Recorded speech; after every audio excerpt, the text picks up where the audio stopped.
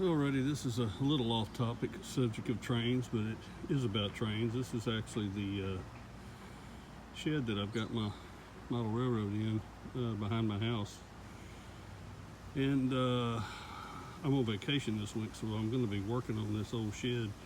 I built it about, oh gosh, it's been 15 to 20 years ago. I can't remember. It was given to me. Actually, you can see it was the old barn style doors, and I added that in, and plus it was only that tall, and I added 3 feet to it and then put this door on here. But over the years, where we're at here in Grand Prairie, it's water just puddles in here to where it's been above that door line. Now when I built this thing, it was a good 4, 5, 6 inches off up in the air further.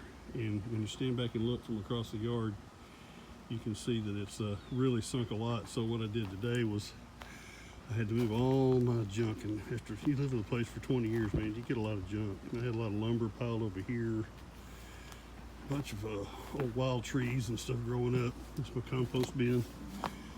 My neighbor put in a couple of new panels back there. But see, I've got to come in here and do some work because it's and you can see where it's buckling because it has dropped down. And what happened was when I cut this siding, I went as far down to the ground as I could to cover up so the critters wouldn't get underneath. But they still get in no matter what. But this is behind it. I just cleared all this out because I'm going to have to put some 2x6s across and jack it up and all this kind of stuff. And it's dry enough here in August in Texas to do it. It's been 100 degrees today and it'll be 100 all week. But anyway, and I actually had to take this door, and it used to open inside, and now it opens to the outside because when it flooded in here, I put this little screen thing up. When it flooded in here, there's a hump right here in the floor and all this old. So what I'm gonna have to do is jack it up, probably get it up another 6, 8 inches if I can. I've got a pump that goes in the ground there that'll take the water and shoot it on a hose out to the street. Anyway, but I've got to come in here and pull all this old flooring up and cut the rest of it out. But what I get to do tomorrow is get all this junk out from underneath the bottom. You know, you don't think you got a lot of stuff until you have to start moving a lot of it. But I'll tell you what, it's probably going to take me all day tomorrow just to move all this out of here. But that's fine. And it's got, see, you can see it's got some mold, and I've been coming here, my nose starts running because the mold's so bad. It just sucks because the lab's going to be shut down. I'm going to have to box up all my stuff, so when I start jacking it up, it don't fall off and crash, you know. I'm not worried too much about that stuff up there. I know it's a little heavier, but I think it'll probably be okay. But anyway, not much of a model train update, but that's where I'm at with this, and hopefully by the end of the week,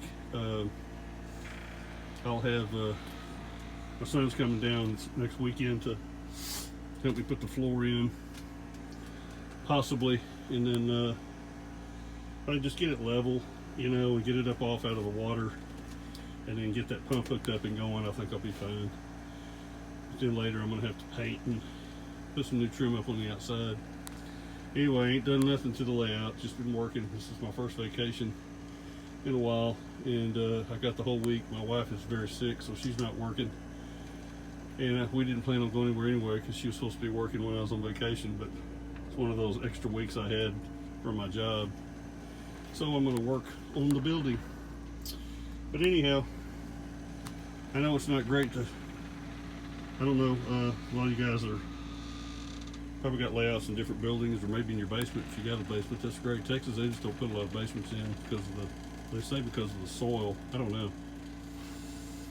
Anyhow, that's about it. If anybody's got any tips on raising a building, you can put those in, but hopefully it ain't gonna be too much of a problem. I think I'm gonna probably tear this frame out of here of this door actually flip around, because all I did temporarily was just take it off, turn the hinges around and put it on the outside.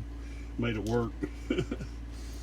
But you know, you got to do maintenance and things, and it just kind of overwhelmed me with all the how many times it flooded and rained. And anyway, I didn't put a lot of drainage in these old neighborhoods.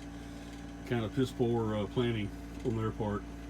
And when you got a neighbor that puts a lot of dirt in his yard, then all the water's got to go somewhere, and it went to me. So anyhow, that's that Menard switch still sitting there. I haven't done anything else other than my last review on it. I haven't even sent the emails yet. I've just been too busy. But I did want to say one thing about the Menard switch. I put everything on DC voltage, and those little shorts and stuff I was having with the rail, it wasn't having it with DC power. Now why that is, I have no idea. So I think they did everything for DC and not for AC, which I think is kind of surprising since there's so much AC stuff still out there. You know, I don't know what they were thinking. Anyway, well, I guess that's all for now.